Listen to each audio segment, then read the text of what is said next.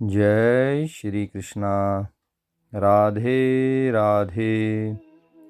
वसुदेवसुतं देवं कंसचाणूरमर्दनं देवकी परमानन्दं कृष्णं वन्दे जगद्गुरुं।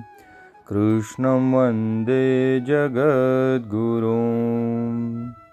दोस्तों, जिसने गीता जी को नहीं जाना उसका जीवन व्यर्थ है।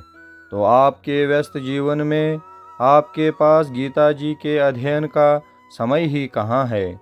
आपकी इस समस्या के समाधान के लिए प्रातःकाल क्रमानुसार गीता जी के एक श्लोक का वीडियो लाया जाता है। केवल 5 से 8 मिनट प्रतिदिन हमारा वीडियो देखकर आप संपूर्ण गीता जी का अध्ययन कर सकते हैं। मित्रों, आप हमारे चैनल श्री कृष्णा सरमन को सब्सक्राइब करें। दोस्तों, कीजिए अपने दिन की शुरुआत भगवत गीता जी के एक श्लोक के साथ। मित्रों, आज हम गीता जी के तृतीय अध्याय का शुभ आरंभ करेंगे, जिसका नाम कर्मयोग है। के पहले श्लोक का शुद्ध उच्चारण करेंगे और उसके अर्थ को समझने का प्रयास करेंगे। श्लोक को हम 4 चरणों में बांटेंगे। एक एक चरण पहले हम शुद्ध उच्चारण करने का प्रयास करेंगे, उसके बाद हम पूरा श्लोक पढ़ेंगे। श्लोक इस प्रकार से है। ओम श्री परमात्मने नमः। श्रीमद्भगवद्गीता अथ तृतीयोऽध्यायः। अर्जुन उवाच। पहला चरण इस प्रकार से है। ज्यायसि चैत्कर्मणस्ते। दूसरा चरण। मता बुद्धिर्जनार्दन। तीसरा चरण। तत्किं कर्मणि घोरे मान्। चौथा चरण। नियोजयसि केशव। पूरा श्लोक इस प्रकार से है। ज्यायसि चैत्कर्मणस्ते मता बुद्धिर्जनार्दन। तत्किं कर्मणि घोरे मान् नियोजयसि केशव।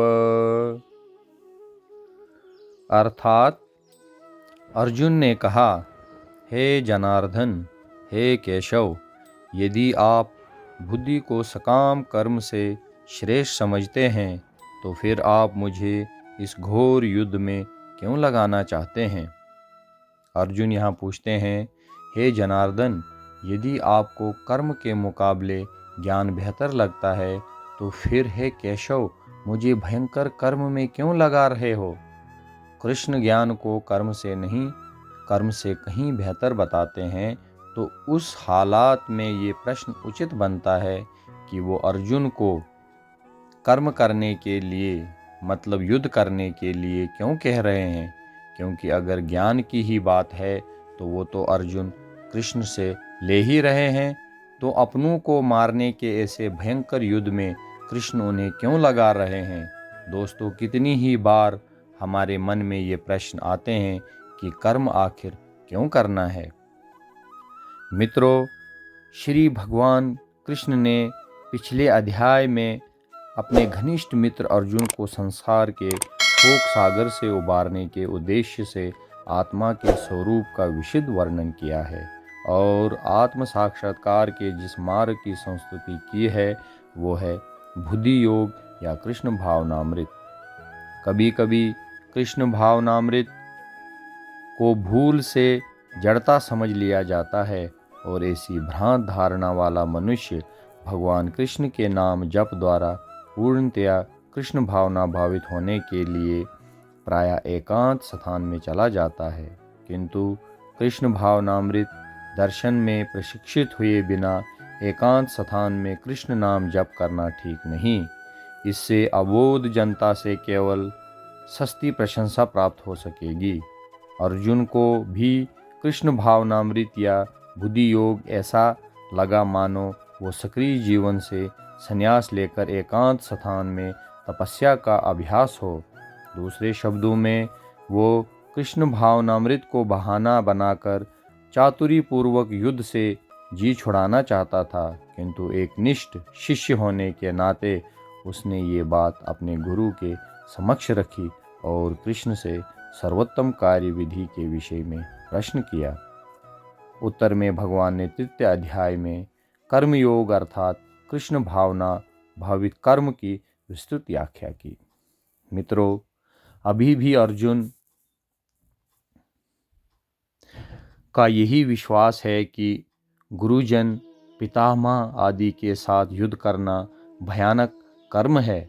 लगता है अर्जुन या तो भगवान के उपदेश को भूल गया है या वो उसे कभी समझ ही नहीं पाया है।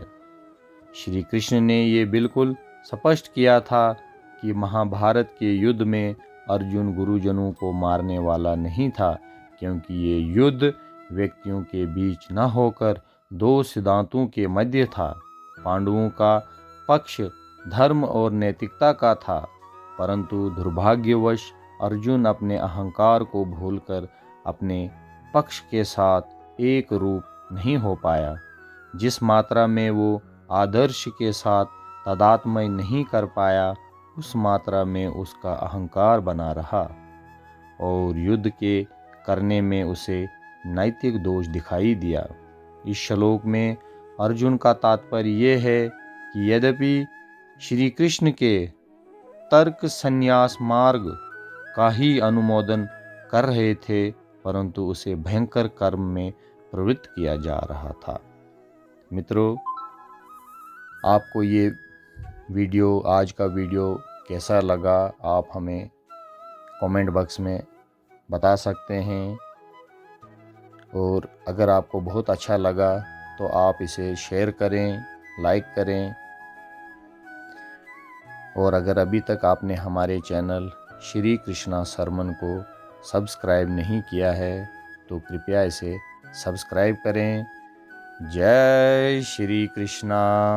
राधे राधे।